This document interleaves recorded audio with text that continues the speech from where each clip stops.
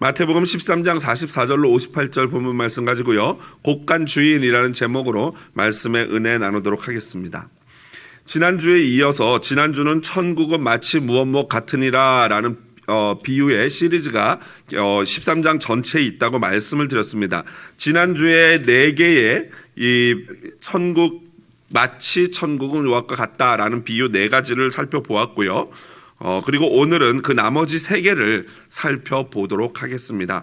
특별히 오늘 본문 같은 경우에는 마태만 이렇게 기록하고 있는 그러한 본문입니다. 그래서 여러분 굉장히 어떻게 보면은 귀한 그런 본문이겠죠. 이 마태복음에만 있으니까요. 지난주에 살펴봤던 겨자씨 비유, 그리고 누룩 비유, 가라지 비유는요, 천국이 갖는 특징에 관한 비유였습니다. 천국이 생명력을 가지고 있고 감추어져 있고, 그리고 그것이 또 성장하는 그러한 것들을 우리가 배웠고요. 또한 가라지 비유를 통해서는 이 땅에 있는 천국에서는 우리가 참 답답하고 안타깝지만 분명히 알곡과 가라지가 함께 섞여서 살아가게 된다라는 것까지 말씀을 드렸습니다. 하지만 이제 오늘 본문은요, 그와 이제 계속 이어지는 비유 시리즈인데요, 오늘은 천국의 특징과 더불어서 그 천국의 특징에 대한 우리 사람들의 반응까지도 촉구하는 그러한 본문이라고 할 수 있습니다. 오늘 본문을 통해서 천국과 관련된 교훈 한 4가지 정도 띠을 한번 살펴보도록 하겠습니다.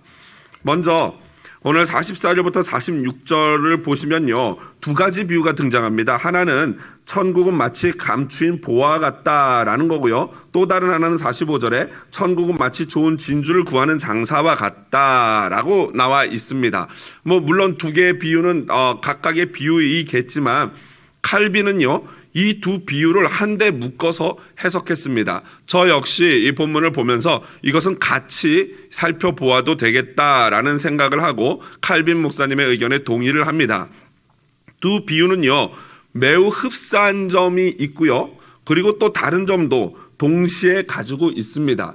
먼저 첫 번째 비유를 살펴보면요, 이 첫 번째 비유, 천국은 마치 밭에 감추인 보화 같으니 사람이 이를 발견한 후 숨겨두고 기뻐하며 돌아가서 자기의 소유를 다 팔아 그 밭을 사느니라 라는 이 비유를 보면서 좀 따지기 좋아하시는 분은요, 이 감추인 보화를 발견한 이 농부의 도덕성을 따지는 분들이 계세요. 이거 이래도 되냐, 이게 성경에 이런 거 기록해도 되냐, 예수님이 이런 생각을 가지고 말씀하셔도 되냐 하는데 너무 심각하게 듣지 마시기 바랍니다. 이건 비유입니다. 비유. 어떤 교훈을, 중점적인 교훈을 위한 비유이기 때문에 여러분들 이 부분에 대해서 너무 이렇게 이래도 되는가라는 의구심을 떨쳐버리시기를 부탁을 드립니다. 실제로 이래도 되는 게요, 이 렌스키라는 학자에 의하면 고대 근동 지역에서 이 땅에다가 보화를 감춰두는 일이 아주 자주 있었다고 합니다. 실제로 그때 당시에 부자들은요, 이 안전을 위해서 자기가 갖고 있는 재산을 이렇게 분할해서 보관을 했다고 해요. 요즘으로 따지자면 그거죠. 뭐라 그럽니까? 이렇게 나눠서 투자하는 거 있지 않습니까? 분할 투자라 그러나요? 어떤 데는 부동산, 어떤 데는 증권, 어떤 데는 건물, 부동산이 건물이네요. 네, 비즈니스, 이런 은행, 저축, 적금 이런 거 하는 거, 그런 것처럼 분할 투자하듯이 이 옛날에도 이 부자들은 분할 투자를 했는데, 예를 들면 3분의 1 같은 경우에는 비즈니스를 하고요, 나머지 3분의 1은 금, 은, 보석 같은 걸로 바꿔서 현물로 갖고 있었다고 합니다. 왜냐하면 전쟁 나면 얼른 가지고 도망가려고 그렇게 현물로 금이나 은이나 보석으로 바꿔놨다고 해요. 그리고 나머지 3분의 1 같은 어떤 화폐 이런 것들은, 금 같은 것들은 또 땅속에 안전한 곳에 자기가 묻어뒀다고 합니다. 그러다가 어느 날 갑자기 그 땅속에 자기만 알고 묻어뒀는데 그 주인이 갑자기 길에 나갔다가 시장 갔다가 말에 치여 죽거나 아니면 급사하게 되는 경우에는 아무도 그 땅에 감추인 보화가 어디 있는지 모르지 않습니까? 그러면 이제 그것을 발견하는 일은 결코 쉬운 일은 아니지만 아주 가끔가다 그런 일이 충분히 있을 수 있는 그러한 비유를 예수님이 들고 있는 것이고, 그럴 경우에는, 주인이 없는 그런 경우에는 그것을 발견한 사람이 그것을 소유하는 것은 큰 법적인 문제가 없었다라는 것이죠.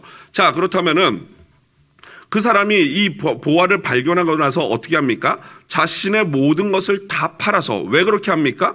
합법적으로 그것을 내 것으로 하기 위함이죠. 내 모든 것들을 탈탈 긁어 모으고, 그것도 안 되면은 아마 오늘 요즘으로 치자면은 막 그냥 론을 얻겠죠. 어떻게든지 무슨 방법을 써서든지 론을 얻어가지고 그 땅을 사는 거예요. 그리고 나서 이제 합법적으로 그 땅 속에 있는 보화를 자기 것으로 소유하게 되는 것이죠.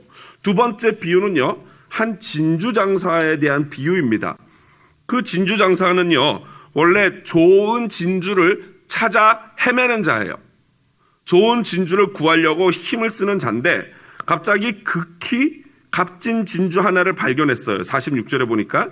그랬더니 어떻게 합니까? 가서 자기의 모든 소유를 다 팔아 그 진주를 사느니라 라고 말씀하고 비유하고 계셔요. 자, 여기서 이 모든 소유를 팔아서 진주를 사는데 여기 그 어떤 진주냐면요, 극히 값진 진주예요.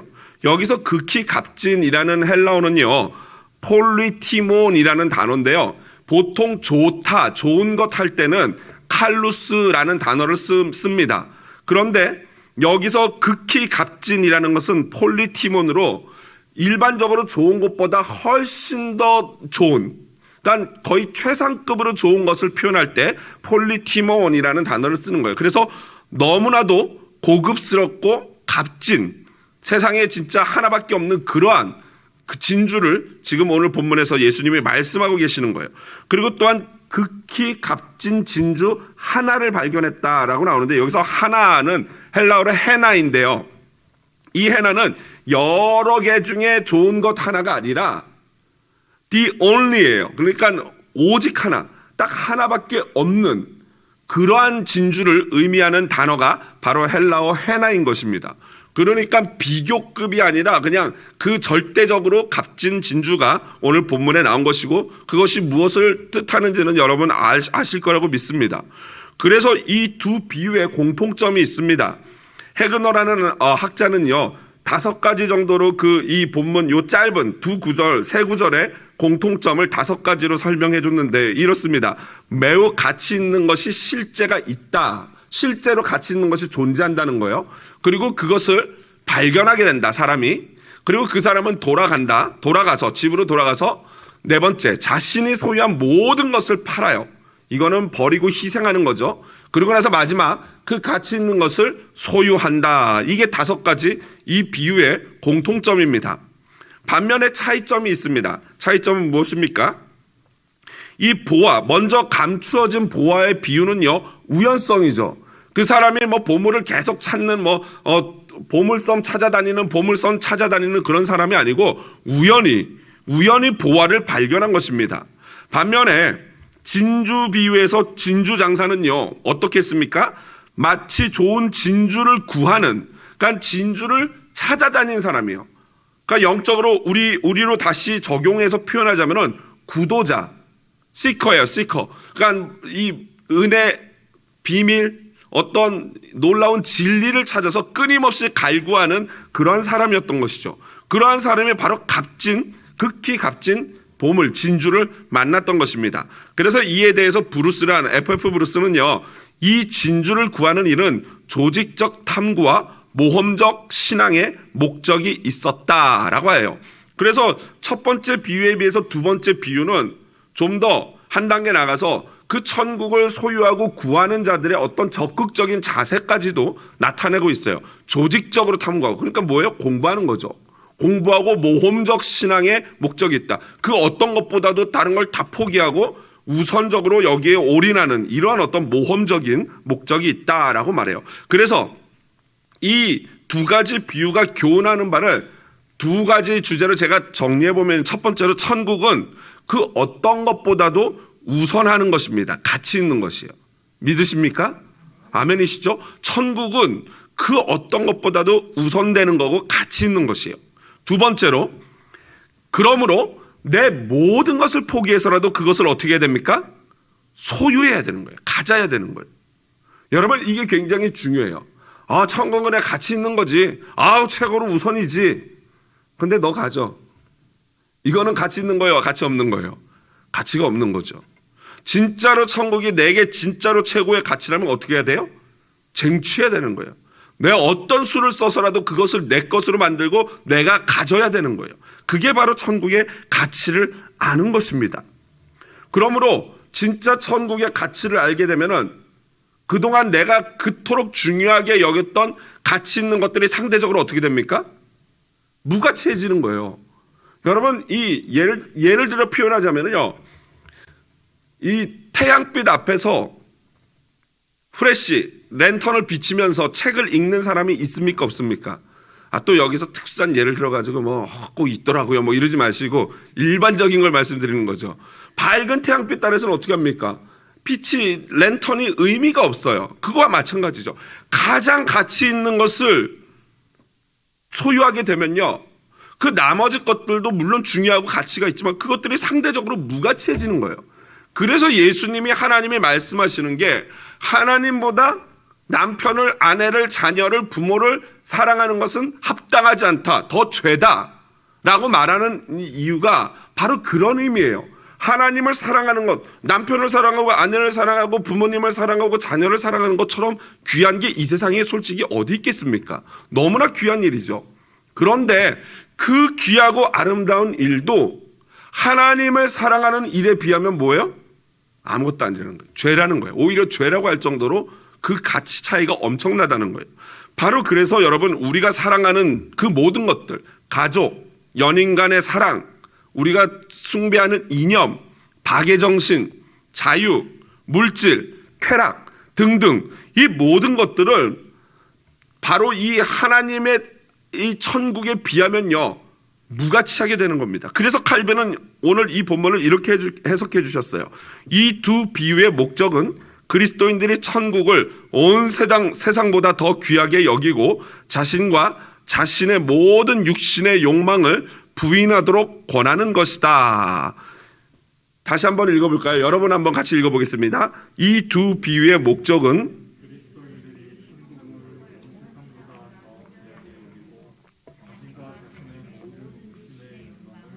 부인하도록 권하는 것이다. 여러분 이렇게 하고 계십니까?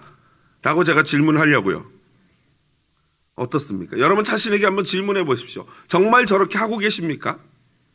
천국을 온 세상보다 더 귀하게 여기고 자신과 자신의 모든 욕심의 욕망을 부인하고 있습니까? 천국 때문에? 여러분, 이에 가장 합당한, 가장 걸맞는 삶을 살았던 표본적인 인물이 있습니다. 누굽니까? 빌립보서 3장 7절 9절 같이 한번 읽어볼까요? 다 같이 읽어보겠습니다.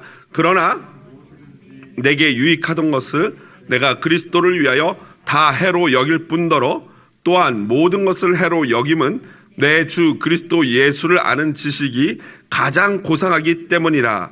내가 그를 위하여 모든 것을 잃어버리고 배설물로 여김은 그리스도를 얻고 그 안에서 발견되려 함이니. 할렐루야. 바울입니다. 바울. 여러분 이 지금 고백이 얼마나 대단한 고백인지 아시죠? 그래서 저는 오늘 이 고백을 잠깐 묵상하면서 생각해 봤어요. 여러분, 내가 이 마지막 단에 있는 내가 그를 위하여 모든 것을 잃어버리고 배설물로, 똥으로 여겼다. 원어적으로 똥으로 여겼다는 건데요. 여러분, 바울이 그동안 그토록 소중하게 여겼던 것이 여러분 무엇입니까? 무엇이었어요? 집입니까? 차입니까? 아내입니까? 결혼을 안 했으니까 아내는 없을 거고 당연히 자녀도 없을 거고요. 그러면 무엇을 그렇게 이 사도 바울이 중요하게 여겼습니까? 율법이고 유대적 신앙이에요. 유대적 유산, 유대교적인 유산. 그러니까 실제로 그가 그렇게 중요하게 여겼던 것이 실제로는 배설물 정도 같은 건 아니었어요. 하나님이 주신 말씀이고 율법이었기 때문에 사실은 나름대로 의미가 있고 귀한 것이었어요. 그런데 사도 바울이 복음을 깨닫고 나니까 자기가 그렇게 미치도록 숭상했던 율법이 뭐 같다는 거예요?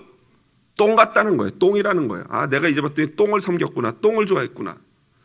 그래서 제가 오늘 생각해 봤더니 그럼 내가 배설물처럼 여겨야 될 것은 무엇인가? 말 그대로 똥들이에요. 우리들이 사랑하고 좋아하는 것들은 진짜 똥과 같은 것들이고 사도 바울이 중요하게 여겼던 건 그거보다는 훨씬 더 높은 개념, 높은 가치가 있는 것들이었어요. 그러니까 여러분 사도 바울이 그 아름답고 귀한 것도 복음에 비하면, 천국에 비하면 똥이라면은 우리가 지금 좋아하고 우리가 가치 있게 여기는 것들은 이미 벌써 똥이라는 것이죠. 여러분, 저와 여러분은 천국의 가치를 알고 있습니까? 정말로 감추인 보화를 발견한 자들 맞으시죠? 극히 값진 진주를 발견한 자들 아니십니까? 그렇다면은 그 다음 발견을 했다면은 그 다음 단계는 무엇입니까? 돌아가서 자기 소유를 다 팔아 그 밭을 사니라. 돌아가서 자기 소유를 다 팔아 그 진주를 사느니라. 어떤 희생, 어떤 노력, 어떤 포기를 통해서라도 반드시 여러분이 가장 가치 있다고 생각하는 그 천국을 소유하시기를 주님의 이름으로 축복을 드립니다. 두 번째로, 오늘 마지막 7번째 비유입니다. 그물 비유인데요. 47절부터 50절에 나와 있습니다. 천국은 마치 바다에 치고 각종 물고기를 모는 그물과 같습니다. 그리고 그물에 가득 잡은 후에는 물가에서 좋은 것과 정결한 것이죠. 그리고 못된 것, 부정한 것이죠. 그 물고기들을 구별하여 버립니다. 이는 무엇을 의미합니까? 마지막 날 악인과 의인을 구별한 후에 악인을 풀무불에 던져 심판할 심판에 관한 비유입니다. 이 비유는요, 실제적으로 그때 당시 유대인들 어부의 삶, 그러니까 예수님의 제자들의 삶을 그대로 따서 비유를 한 것입니다. 마치 바다에 치고 각종 물고기를 모는 그물과 같다. 그물을 그냥 투망을 던져서 걷어 올리는 방법도 있고요. 그런데 여기서 말하는 것은 두 배가 양쪽 끝에 큰 그물을 치고 바다 쪽에서 해변 쪽으로 쭉 끌고 와오면서 그 땅끌이 같은 그물로 쫙 이렇게 끌고 오는 겁니다. 그런 다음에 마지막에는 해변까지 끌고 올리면은 그 그물에 이제 물고기들이 끌려서 올라오는데, 여기 비유하는 모든 종류의 각종 물고기는요, 각종 인종을 얘기하는 거죠. 모든 인류, 모든 인생들이 다 그 하나님의 그 그물 안에 들어온다는 거예요. 그런데 그 그물 안에 들어온 이 물고기를 하나님이 구별하십니다. 여러분, 이 비유는요, 대체로 보면 어떤 비유와 비슷합니까? 지난주에 살펴봤던 가라지 비유와 굉장히 비슷해요. 가라지와 뭐가 있습니까?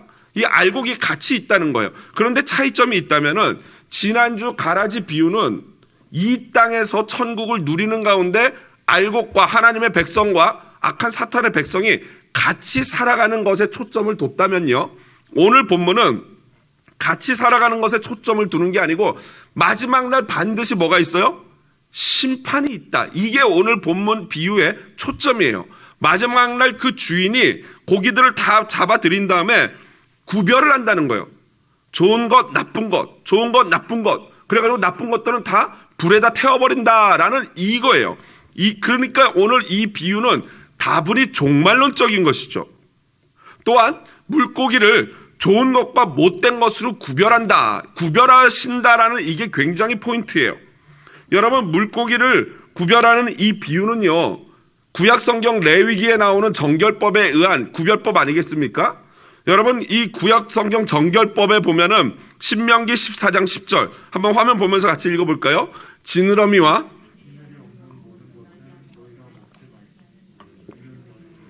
레위기 11장 12절 수중생물의 아멘. 여러분, 예수님이 말씀하시는 게 만약 오늘 여기서 말씀하시는 못된 물고기와 착한 물고기가 이 율법에 관한 거라면요, 여러분, 저희와 우리는 굉장히 불행해집니다. 이제 초밥집에 가서 운하기는 시키시면 안 됩니다.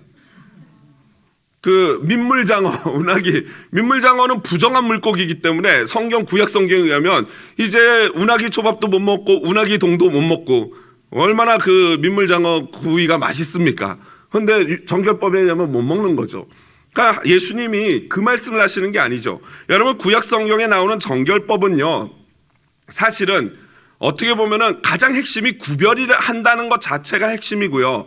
그리고 두 번째는 아마 백성들의 건강, 이 하나님이 구약시대 때 줬던 율법들을 가만히 살펴보면요, 굉장히 위생과 건강에 유리한 것들이에요. 의료시설이 발달하지 않고 의학이 발달하지 않았던 시대에 먹는 것, 그리고 이렇게 손 씻고 정결하게 하는 것은 굉장히 이 건강, 공동 건강에 공중 위생이 굉장히 중요한 요소였거든요. 그렇기 때문에 하나님이 우리의 건강을 위해서 그것을 명령하셨고, 그리고 구별되는 것, 세상과 우리 하나님의 백성이 엄밀하게 구별된다는 사실을 하나님이 알려주시기 위해서 바로 그런 구별법, 정결법을 주셨던 것입니다.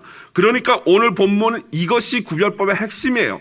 마지막 날에는 하나님이 양과 염소, 좋은 것과 악한 것을 반드시 구별할 거다. 그러니까 너희들도 그렇게 음식도 구별하여 먹으면서 마지막 날 심판이 있다는 것을 기억하면서 거룩한 구별된 백성으로 살아라 라는 그런 이야기를 하고 있는 것입니다.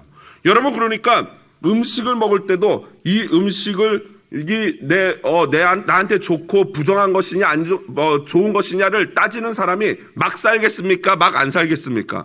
굉장히 조심해서 살겠죠. 그런데 문제는, 바리새인들의 문제는 그 핵심적인 하나님의 백성으로서 구별되는 삶을 초점을 둬야 되는데, 그들은 그냥 율법 자체를 지킴으로 자신들이 의로워진다고 생각했기 때문에 그게 문제였던 것입니다. 다만 우리는 그러한 율법을 하나님의 백성으로서 내가 구별된 삶을 살아야지 하면서 그런 점에서 술도 잘 안 마시는 거고, 그리고 콜라도 안 먹는 거예요. 콜라 먹는 게 죄입니까? 저는 콜라 끊었다가 요즘 다시 또 한두 잔 하고 있는데요. 가끔 고기 먹을 때 유혹이 있지 않습니까? 콜라 먹는 게 죄가 아니죠. 그럼에도 불구하고 저는 또 정기적으로 끊었다가 아이고 먹고 싶다 하고 다시 먹었다가 이러면 왜 그럽니까? 하나님이 주신 거룩한 백성으로서 이 육신을 거룩하게 유지하기 위해서, 건강하게 유지하기 위해서 노력하는 거 아닙니까? 그게 바로 거룩한 백성의 삶이라는 것이죠. 그런 점에서 우리가 바로 이 말씀을 절대로 오해하면 안 됩니다. 반드시 기억해야 될 것은, 반드시 마지막 날에 무엇이 있습니까? 하나님의 구별하시는 심판이 있어요.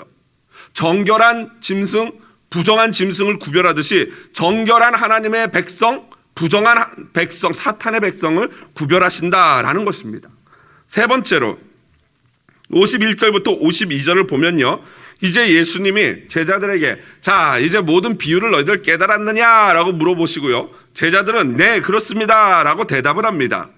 그리고 마지막으로 그들이 다 깨달았습니다 라고 대답을 하니까 예수님이 마지막으로 총정리하시는 또다시 비유를 시전하십니다. 소위 곶감 비유인데요. 그래서 어떤 학자들은요, 이게 7가지 비유가 아니고 요 51절 52절까지 해서 8가지 비유다라고 말씀하시는 분들도 계셔요. 7가지든 8가지든 분명히 예수님이 다 하신 말씀이고, 이 8번째 이 비유, 이 총정리는요 굉장히 또 중요한 결론적인 부분이죠. 예수님이 이렇게 말씀하십니다. 그러므로 천국에 제자된 서기관마다 마치 새 것과 옛 것을 그 곳간에서 내오는 집주인과 같으니라. 사실 여러분, 이것을 그냥 읽고 이해할 수 있는 분들은 많지는 않을 거예요. 저도 처음에 읽고 이게 무슨 내용이지, 이게 목사이지만 이게 무슨 의미일까라고 고민을 했어요. 그리고 연구를 해보니까 참으로 예수님이 귀한 말씀을 해주셨어요. 먼저 천국에 제자된 서기관, 천국의 제자된 서기관마다라고 얘기해요. 여기서 말하는 천국의 제자된 서기관이라는 것은요, 서기관은 이때 당시에 바리새인들 서기관과 똑같은 단어예요. 그러니까 예수님이 지금 무엇을 구별하고 계시냐면요, 이 땅에 있는 너희들이 알고 있는 서기관은 가짜라는 거예요. 그리고 찐 서기관이 나왔는데 그게 누구예요? 바로 천국의 비밀을 깨달은 사람이 진짜 하나님 나라의 서기관이다, 참 제자다라는 것입니다. 그러니까 결국 오늘 본문에서는 누구들입니까? 제자들이에요. 제자들이야말로, 너희들이야말로 진짜 하나님 나라의 서기관이다, 이 말씀을 해주시는 거예요. 서기관이 무엇입니까? 말씀을 맡은 자고, 말씀을 기록하는 자고, 말씀을 해석하는 전문가가 서기관이에요. 그러니까 오늘날로 치자면은 저 같은 목사라든가 이런 전문인 사역자들을 서기관이라고 할 수 있는 거죠. 그런데 예수님이 제자들에게 너희가 진짜 서기관이다 라고 말씀하십니다. 그리고 나서 여러분, 이 본문에서 진짜 서기관들이 바로 그 말씀을 듣고 있는, 말씀의 의미를 진짜 깨달은 예수님의 제자였다면은, 그러면 오늘 이 시간 천국의 제자된 서기관은 누구일까요? 바로 여러분. 옆에 분에게 한번 해주실까요? 바로 여러분. 손을 좀 이렇게 내미시면서 이렇게 쫙 축복해 주는 거예요. 바로 당신이십니다. 그렇습니다. 여러분, 오늘날 천국의 제자된 서기관은 저와 여러분들인 줄로 믿습니다. 그러니까 천국의 비밀을 깨달아야 돼요. 그러니까 그 다음 이어서 새 것과 옛 것을 이라고 나와요. 이 새 것과 옛 것이 무엇인가 도대체?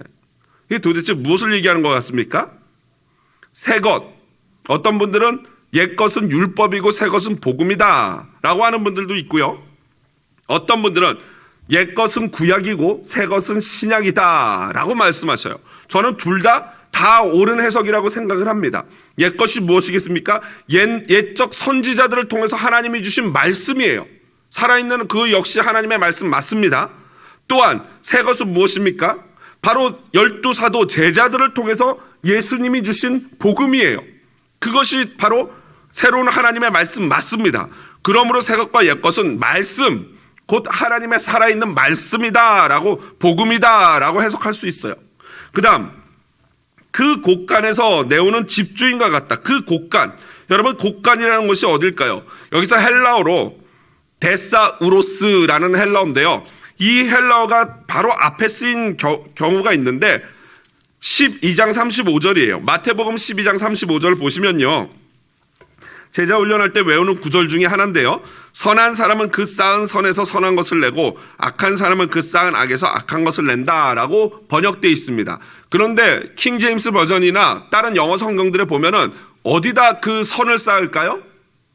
어디서 쌓을 것 같습니까? 마음에 쌓습니다. 그래서 여기서 오늘 나오는 곳간이라는 이 단어가 헬라어 원어로 35절에 데사우로스라는 단어가 있는 거예요. 한마디로 선을 마음에 쌓습니다. 그러니까 지금 곳간에서 복음을, 말씀을 내온다라고 할 때 우리의 곳간 어디에다 하나님의 복음과 하나님의 말씀이 담겨져 있어야 한다는 거예요? 마음속에. 할렐루야. 우리의 마음과 영혼에 하나님의 그 복음의 말씀이 차곡차곡 담겨져 있고 그것을 내와야 한다라는 것입니다. 한마디로 천국의 비밀을 깨닫는 자, 마음으로 복음이 마음속에서 넘쳐나는 자, 그것이 바로 우리의 마음의 곳간, 보화가 담긴 창고다라는 것이에요.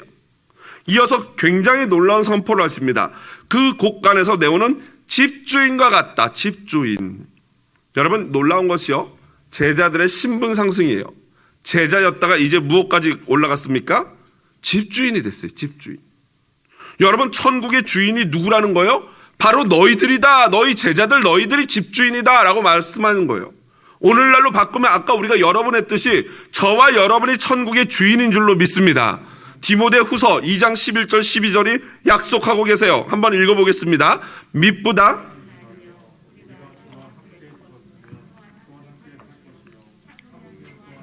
왕노릇할 것이요. 집주인 정도가 아니고 왕노릇이에요. 왕노릇. 바로 이것을 말하는 겁니다. 우리가 천국의 비밀을 깨닫고 마음의 복음을 쌓아서 그것을 때에 따라서 내오면서 사람들에게 그 복음을 전하기만 한다면은 바로 우리가 그 천국의 주인이라는 것이에요. 그러므로 우리에게 맡겨진 사명이 여러분 무엇입니까?